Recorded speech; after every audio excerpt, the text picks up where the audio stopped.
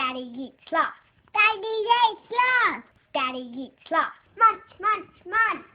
Hello and welcome to Daddy Eats Last, where we discuss the challenges of being a man in modern society and whatever the hell that even means. I'm Kane, and with Maddie marooned down in Garfield, it is just Ryan and myself this evening. Ryan, how are you doing? I'm doing well, mate. I'm doing well. How are you? Good. How was the weekend? Yeah, weekend was good. We obviously caught up Friday night, so that was very nice. Had a whiskey or two, and then been playing a lot of catch up. Caught up with some friends last night for dinner and their little ones. Caught up with another couple this morning for brunch, and their 1-year-old.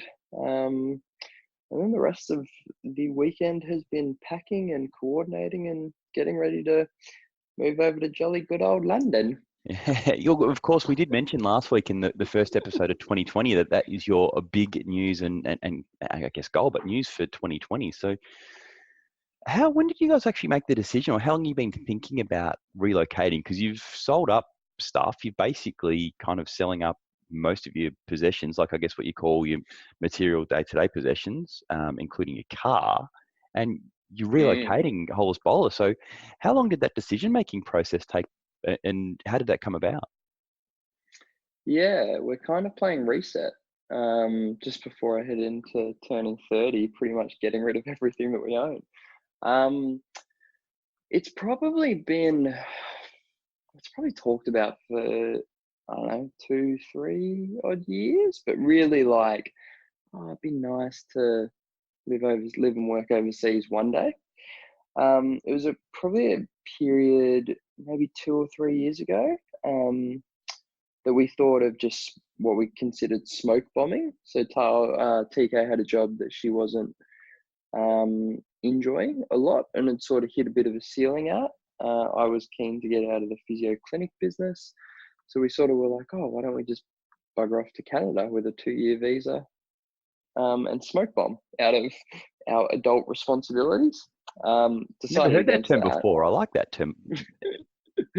So smoke bomb's usually a when you're at a party and you just don't want to go and say bye to everyone, but you want to leave early, so you just like smoke bomb out of the party. The ninja. The ninja. Yeah. So yeah, we sort of ummed and ahed it there, and then within 3 months, TK had gotten a new thing. I'd sold or was in the process of selling the business, and everything kind of worked itself out. And it was good because we were considering it to the point of bugger it, let's just fly overseas and pour beers type thing. But then we went traveling to New York late 2018, and that sort of sparked it again, and just like loving New York. And we're like, oh God, I'd love to live overseas. I would love to live in New York.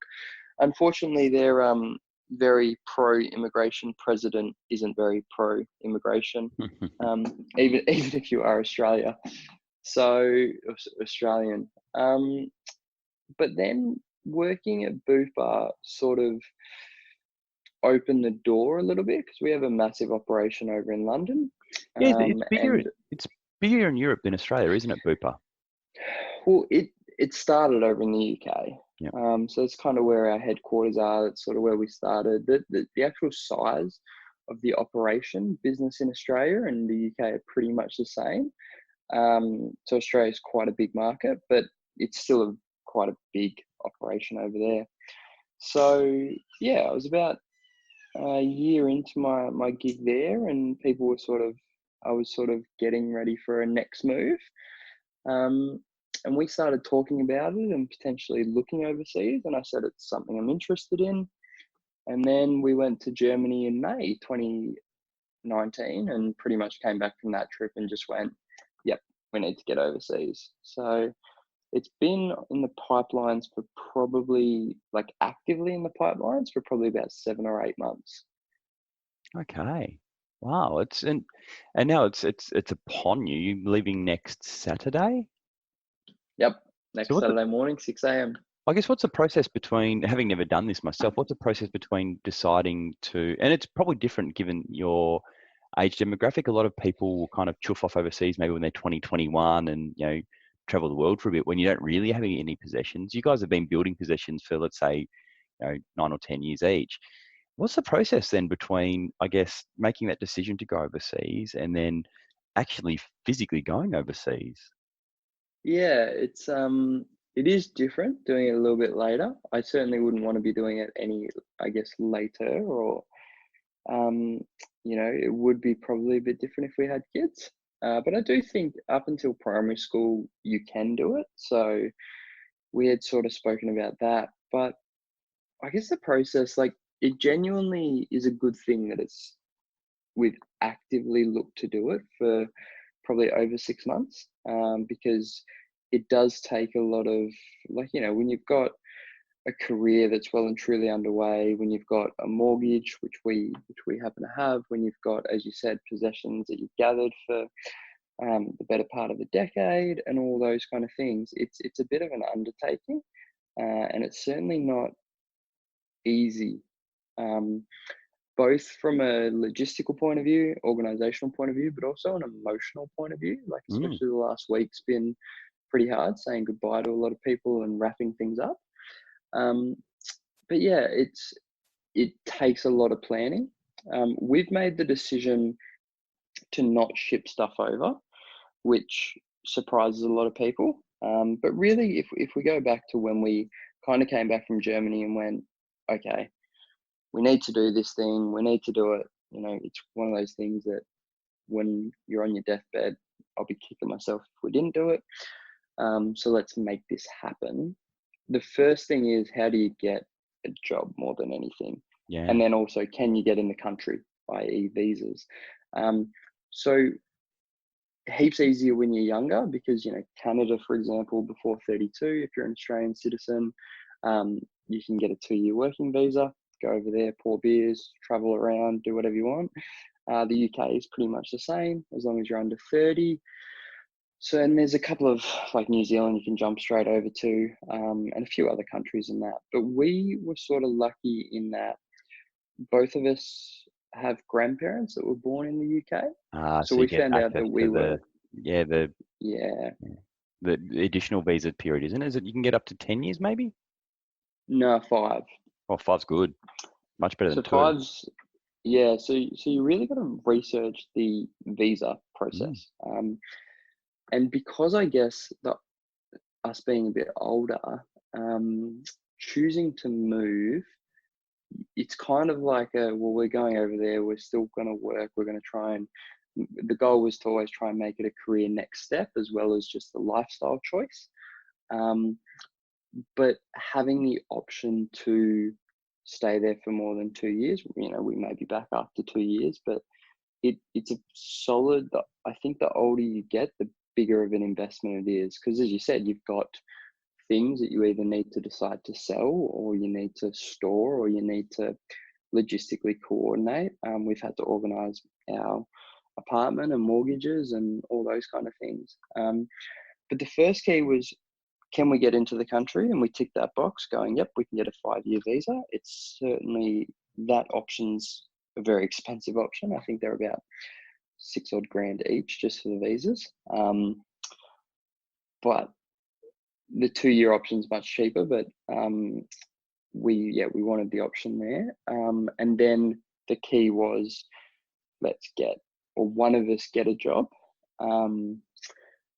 Luckily, both of us as a couple, we've both always wanted to live and work overseas. So that was kind of, we were both in the same boat.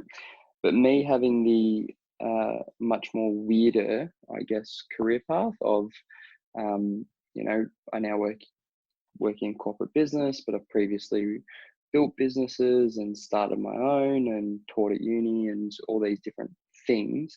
The CV's not as straightforward. So it was kind of, if I could get the job first, then let's move over. Yeah.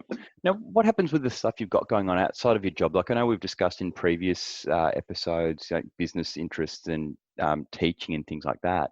Do they get parked while you're overseas? Can you work on them remotely? How does that fit into, I guess, being overseas as well? And the time zone's not outrageously different. There's still points at the end of the day and the start of the day where there's overlap, but a lot of the days don't overlap. How does that kind of play out?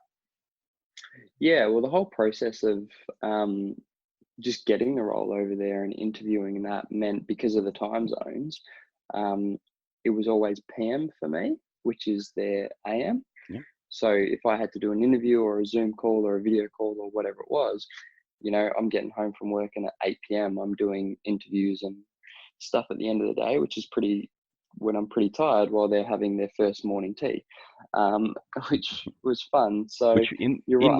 London would literally probably be tea. 100%. Yep. They were.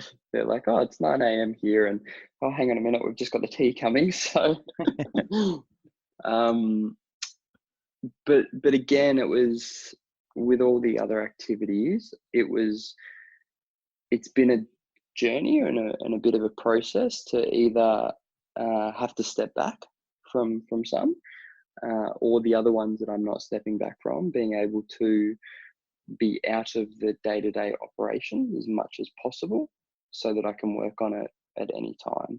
And luckily, the two businesses that I'm involved with, or quite involved with, I can do that. The teaching role I did have to step back from, but I've spent the last sort of 3 months filming a lot of stuff. So a lot of my stuff will be taught online, and I'll have an advisory position. But yeah, I had to step back from a couple of them. But thankfully, we have people that are far smarter and talented than I am looking after them. So it's probably a better thing anyway. Now, what are you looking forward to when you get to London? Is there anything you're looking forward to actually being located in Europe? Like the ability to travel to different countries, I'd imagine, would be a massive lure. It's a couple of hours. We can maybe get to Sydney, or maybe just past Adelaide here in Australia, but you can literally jump to any number of countries in a couple of hours flight-wise. Is that a big lure over there? Yeah, the goal this year is really to travel to well in excess of 10 countries. The travel piece is the biggest piece I'm looking forward to. Oddly enough, I'm looking forward to a little bit of their fashion, as we were talking about on Friday night, with getting a few pocket squares and stuff. You did manage to nab a couple of ones for the road on Friday, which I was impressed with, and you have taste in them, I must say. Yeah, I got some good ones, so I was pretty happy with that. I think just being out of the comfort zone Yeah. is what I'm both looking forward to, but also what is, the scariest part about it. And we are moving with 4 bags each. So it's a little, in a weird way, freeing and liberating to kind of just get rid of all your stuff, or put some important stuff in storage and then get rid of the rest. So actually being, mobile and kind of hitting a reset is exciting, but also scary as shit. Yeah, it would be. Now, what have you done with because you own a property as well, you own an apartment. What are you doing with that? Are you leasing that out while you're away? Are you leaving it vacant? What's happening with that? Yeah, so And the you've sold one your that we car? own, sold the car. So currently Carlos sold the car just before Christmas, actually, because I figured that in January everyone's broke and probably not looking to buy a car, so much better to sell it before the little holiday over in Perth. And we had to fly our bunny rabbit over to Perth to retire on the West Coast with my mum. And she's loving her backyard and that kind of thing. So there's been a lot of logistical stuff. With our apartment here in the sort of the city of Melbourne, we've managed to rent it, but rent it to a company who then manages short-term accommodation here. Okay. So they effectively become our tenant, and then they run it as a short-term accommodation place. And we are entitled to have it 7 nights a year. So if we do come back, we've got some accommodation. But yeah, they'll furnish it, manage it, and hopefully it all goes okay. That's a pretty good result, to be honest. You can come back and then, you do have somewhere to come back to. And like you say, access to it 7 days in the year gives you somewhere familiar to come home to, if you do. Unfortunately, they do have in the contract that I can't use that during grand final weekend, which makes sense because I'm sure they rent it out for a lot more than usual. But it's good to be able to come back. But also we've got a property manager in between that, so it's relatively stress free for us. Yeah. Wow, what a big move! And like you say, it's been a long time coming, but has kind of come to a head really quickly. I'd imagine that transition period out of finishing work and now leaving. How long's it taken to kind of pack stuff up? Like you mentioned previously, you've been catching up with a lot of people. You're going to be almost going right up to the wire in packing stuff and saying goodbye in inverted commas for people. Or like at some point, you know likelihood will come back. Has it been a busy couple of weeks? Very, yeah, especially following a very busy couple of weeks at Christmas. So we will put stuff in storage on Thursday, go into a hotel Thursday, Friday night, and pretty much, we're catching up with people Thursday night for dinner. So we've taken Friday for ourselves to go. We'll go to a few places that we really love here in Melbourne, and then we get picked up at something like 3 a.m. in the morning on Saturday. And that's it. You're in the pointy end of the plane as well. You've mentioned previously, or you've told me previously. So, geez, if you on a long haul flight, that's the way to do it. Yeah, luckily, having flown around a lot for work the last couple of years, there was a fair few points to upgrade us. But in a way, it's kind of really good because we definitely wouldn't have. If we were flying economy, we would not have had enough luggage allowance to get what we are taking over. So thankfully we do have a little bit more and we can get a little bit of a sleep. And then, pretty much we'll get into London 6:30 p.m. Saturday, head off on Sunday to Oxford Street, which is their like shopping street, I guess. Buy a big ass coat because the week that we arrive, it does not get above 8 degrees, and we get to go in the thick of winter. And buy a big coat. Monday off to the post office to do the biometric visa test because we've got to marry up our fingerprints. And then Tuesday, basically relax, and Wednesday I start work. So we'll go straight into it. That's great. That's a good little timeline though. So you get to kind of get settled a little bit. Get a coat's really important. Need to pick a soccer team because you're going to England, and then step right into it. Yeah, apparently I've now got a soccer team, so I've ticked that one off, which is good. Yeah, and then you just get used to drinking pints. Yeah, drinking warm pints apparently. But mostly looking forward to getting stuck into it, and then once we get settled a little bit more, really just capitalizing on the travel because we'll be, I guess, so close to the rest of the world.